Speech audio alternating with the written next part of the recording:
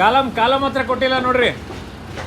Column 4 ಕಡೆನೂ cover ಇಡಕ್ಕೆ ಹೇಳ್ರಿ. Concrete ಆಗ್ತಾ ಕುತ್ಕೊಂತೈತೆ ಅದು. ಹಾಂ, ವೆಯ್ಟ್ ಕುತ್ಕೊಂಡ್ಬಿಡ್ತೈತೆ. ಕಾಲಮ್ 4 ಎಡ್ಜ್ ಐತಲ್ಲ, ಅಲ್ಲಿ ಹೋಗ್ಬಿಡು. ನೀವು ಕುತ್ಕೊಂಡಿದ್ರೆ ಹೆಂಗೆ ಪಟ ಅಂತ ಕೆಲಸ ಮಾಡ್ಬೇಕು ತಾನೆ.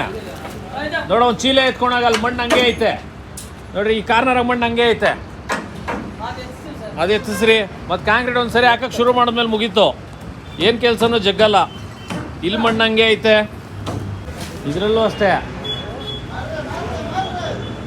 ಮೇಸ್ತ್ರಿ, ಇದರಲ್ಲೂ ಅಷ್ಟೇ ಮಣ್ಣು ಜಾಸ್ತಿ ಇದೆ. ಮಣ್ಣು ಕ್ಲೀನಾಗಿ ಎತ್ತ ಕೇಳಿ. ತುಂಬ ಮಣ್ಣು ಬಿದ್ದಿದೆಯಲ್ಲ. ಹಾಂ, ಇಲ್ಲ ಇಲ್ಲಿ ನೋಡ್ರಿ, ಕಾಂಕ್ರೀಟ್ ಹಾಕೋರು ಹೆಂಗೆ ರೆಡಿಯಾಗಿರ್ಬೇಕು ನೀವು.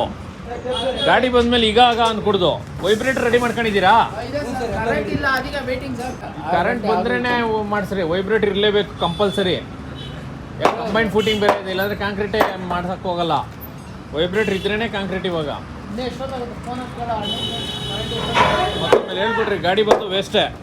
ಇಂದಿನ ಸಂಚಿಕೆಯಲ್ಲಿ ನಾವು ಈ ಒಂದು ಮ್ಯಾಟ್ನ ಇಳಿಸೋದಕ್ಕಿಂತ ಮೊದಲು, ಅಂದರೆ ರಿಇನ್ಫೋರ್ಸ್ಮೆಂಟ್ನ ಇಳಿಸೋದಕ್ಕಿಂತ ಮೊದಲು ಕಾಲಮ್ ಮಾರ್ಕಿಂಗ್ ಆದ ಮೇಲೆ ಯಾವೆಲ್ಲ ವಿಷಯಗಳನ್ನ ಗಮನಿಸಬೇಕು ಅನ್ನೋದನ್ನ ಡಿಸ್ಕಸ್ ಮಾಡಿದ್ವಿ. ಸೊ ಈಗ ನಾನು ಹೇಳೋದೇನು ಅಂದ್ರೆ, ಈ ಒಂದು ಮ್ಯಾಟ್ ಮತ್ತೆ ಕಾಲಮ್ ಕೇಜಸ್ ಇಳಿಸಿದ ಮೇಲೆ ನಾವು ಯಾವೆಲ್ಲ ವಿಷಯಗಳನ್ನ ಗಮನಿಸಬೇಕು. ಮೊದಲನೇದಾಗಿ ಡಿಸೈನ್ ಆಸ್ಪೆಕ್ಟ್ಸ್ ಅಲ್ಲಿ ಮ್ಯಾಟ್ ಸರಿಯಾಗಿ ಕಟ್ಟಿದಾರಾ, ಕಾಲಮ್ ನ ರಿಇನ್ಫೋರ್ಸ್ಮೆಂಟ್ ಸರಿಯಾಗಿದೆಯಾ, ಕಾಲಮ್ ನ ಓರಿಯೆಂಟೇಷನ್ ಸರಿಯಾಗಿದೆಯಾ, ಕಾಲಮ್ ನ ಪೊಸಿಷನ್ ಮ್ಯಾಟ್ ನ ಮೇಲೆ ಸರಿಯಾಗಿ ಕೂತಿದೆಯಾ. ಎರಡನೇದಾಗಿ ಮ್ಯಾಟ್ ಗೆ ಕವರಿಂಗ್ ಸರಿಯಾಗಿ ಕೊಟ್ಟಿದ್ದಾರಾ, ಕ್ಲೀನಿಂಗ್ ಕೆಲಸಗಳು ಮ್ಯಾಟ್ ನ ಕೆಳಗಡೆ ಸರಿಯಾಗಿ ನಡೆದಿದೆಯಾ, ಮತ್ತೆ ಕಾಂಕ್ರೀಟ್ ಗಿಂತ ಮೊದಲು ವಾಟರ್ ನಲ್ಲಿ ವಾಶ್ ಮಾಡಿದಾರಾ. ಯಾಕಂದ್ರೆ ಮಣ್ಣು ಇದ್ರೆ ಮ್ಯಾಟ್ ನ ರಾಡ್ಗಳು ರಸ್ಟ್ ಹಿಡಿಯೋ ಒಂದು ಚಾನ್ಸಸ್ ಇರುತ್ತೆ. ಸೊ ಹಾಗಾಗಿ ಎಲ್ಲ ಕ್ಲೀನಿಂಗ್ ಸರಿಯಾಗಿ ನಡೆದಿದೆಯಾ. ಮತ್ತೆ ಕಾಂಕ್ರೀಟ್ ಗಿಂತ ಮೊದಲು ವೈಬ್ರೇಟರ್ ರೆಡಿ ಮಾಡ್ಕೊಂಡಿದಾರಾ. ಯಾಕಂದ್ರೆ ಬಹಳಷ್ಟು ಕಡೆ ನಾನು ನೋಡಿರೋದು ಫೂಟಿಂಗ್ ಕಾಂಕ್ರೀಟ್ ಹಾಕ್ಬೇಕಾದ್ರೆ ವೈಬ್ರೇಟರ್ ನ ಬಹಳ ಜನ ನೆಗ್ಲೆಕ್ಟ್ ಮಾಡ್ಬಿಡ್ತಾರೆ. ವೈಬ್ರೇಟರ್ ಅನ್ನೋದು ಬಹಳ ವೆರಿ ಇಂಪಾರ್ಟೆಂಟ್. ಯಾಕಂದ್ರೆ ಫೂಟಿಂಗ್ ನಲ್ಲಿ ನಮಗೆ ಔಟರ್ ಅನಿಕೋಮ್ಸ್ ಕಾಣಿಸೋದಿಲ್ಲ, ಬಟ್ ಇನ್ನರ್ ಅನಿಕೋಮ್ಸ್ ಬಂದಾಗ ನಾವು ಏನಕ್ಕೆ ಫೂಟಿಂಗ್ ಡಿಸೈನ್ ಮಾಡಿರ್ತೀವೋ ಆ ಒಂದು ಸ್ಟ್ರೆಂತ್ ನಮಗೆ ಸಿಗದೇ ಇರಬಹುದು. ಹಾಗಾಗಿ ಈ ಎಲ್ಲ ವಿಷಯಗಳನ್ನ ಕೂಲಂಕುಷವಾಗಿ ಪರಿಶೀಲಿಸಿ ತದನಂತರ ಕಾಂಕ್ರೀಟ್ ಅನ್ನ ಮಾಡೋದು ಬಹಳ ಉತ್ತಮ.